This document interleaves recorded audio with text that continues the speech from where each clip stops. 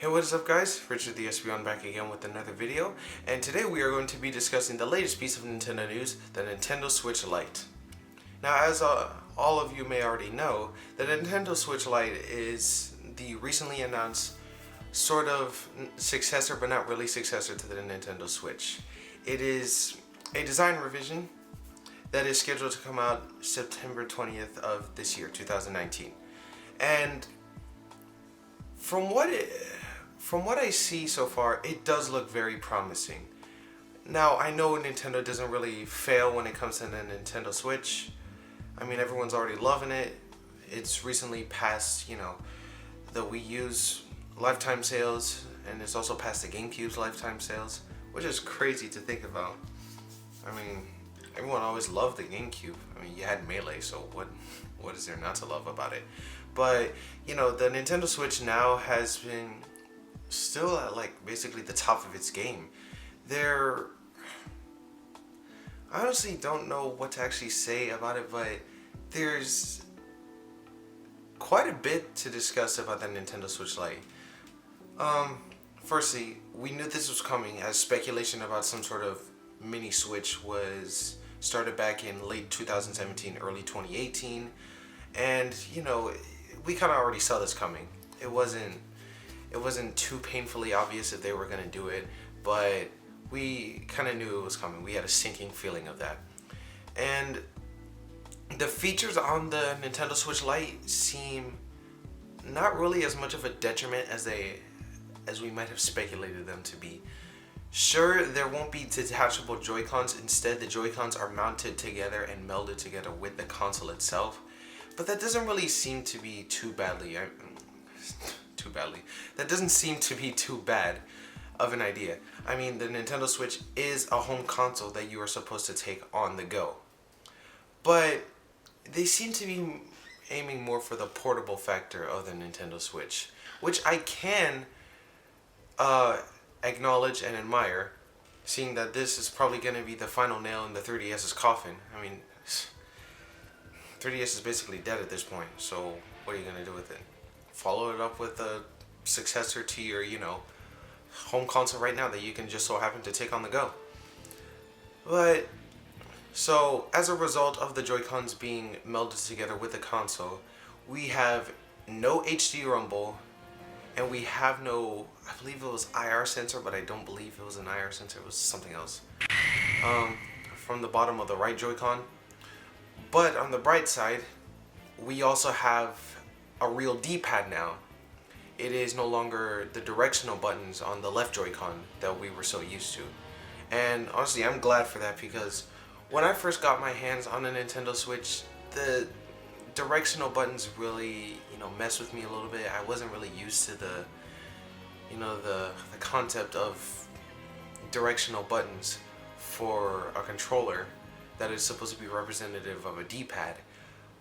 But then I remember the Nintendo 64 had directional buttons, but it was not for the D-pad, it was more for the camera system, the C buttons. But, it looks pretty promising so far. Screen update, it will be a 1080p screen, which is very surprising.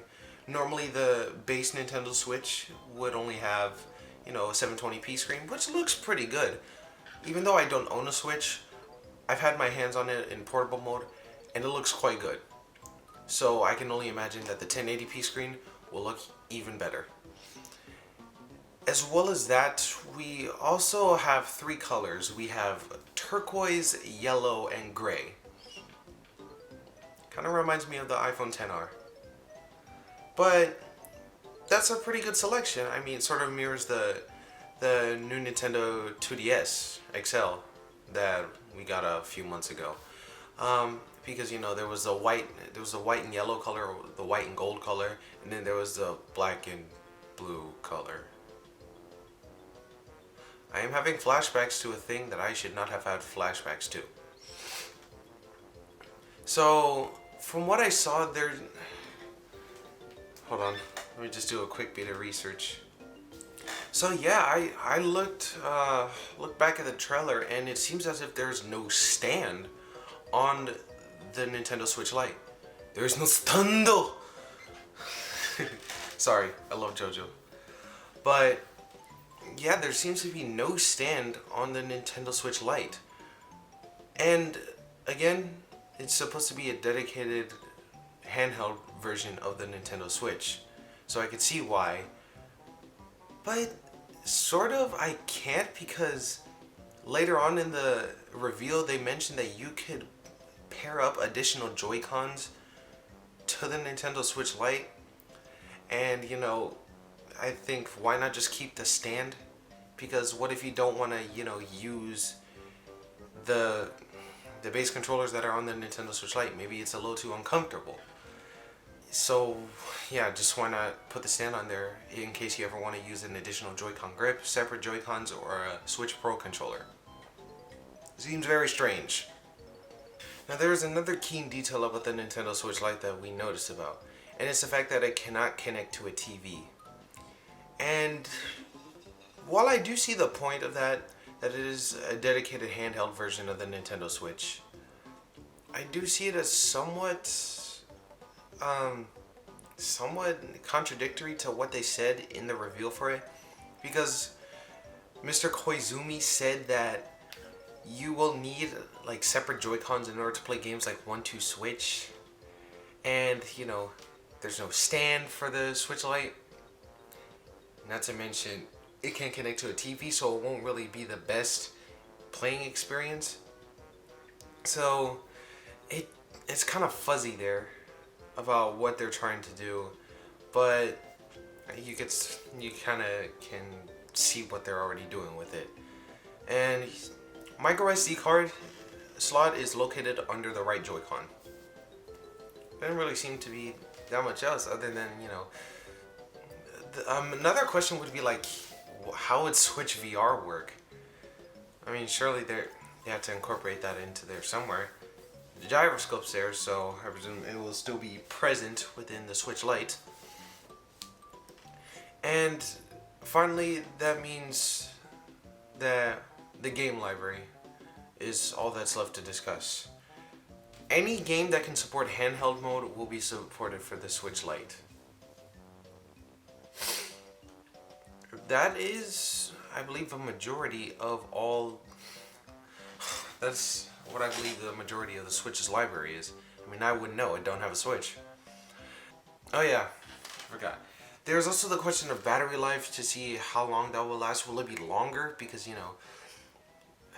well, I wouldn't necessarily say it would be longer because it's only in handheld mode, but the battery would be dedicated only to handheld mode, so I'm sure they could make some tweaks about it.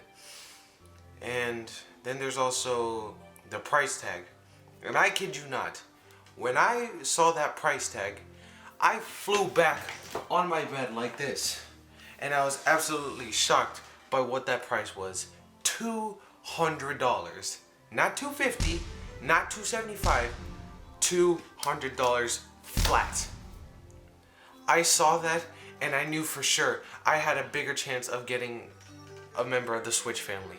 I would now officially become a Joy-Con boy. Etika would have really been excited to see that. God rest his soul. That means the Switch will be a lot more accessible to a lot more people because of the lower price tag. And that is so good on Nintendo's part. That is amazing what they're doing. They're lowering the Switch's price and making it more available to people. Therefore, they're bringing more profits in. Even though the price is lower, and they'll still have to, incorporate manufacturing costs for these new, smaller Nintendo Switches. So, who's really to say how the result turns out? And that also brings into question, the Switch Pro, the rumored Switch Pro, the new Nintendo Switch that we might be getting. Honestly, to think that Nintendo would actually make the Switch Pro is very exciting. But then again, with the Switch, how it already is, base price $300, they're probably gonna roid it up to where it's probably gonna be maybe $400 or $450, and that might not be the best decision to make.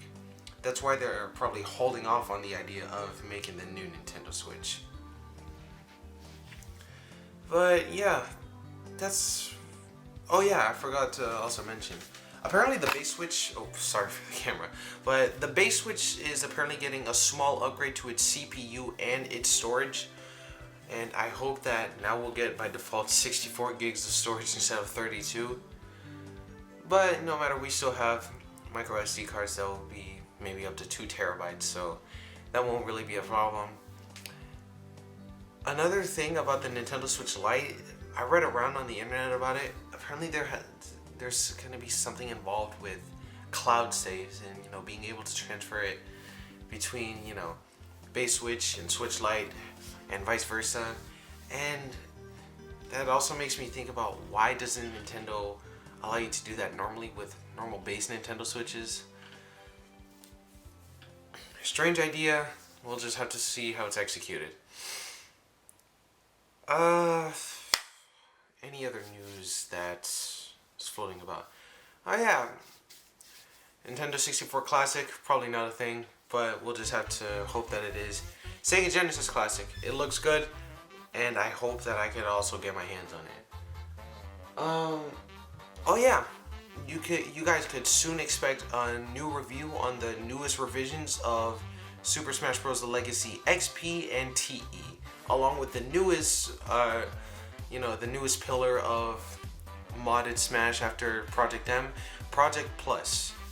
And I hope that you guys will be looking forward to that, because I am honestly looking forward to making a review on the new mods. Well, that's all the time I have for today. I sound like a Nintendo employee. Hey guys, I'm Reggie. But that is all the time that I have for today. I will see you guys in the next video. I hope you guys do well. See you next time.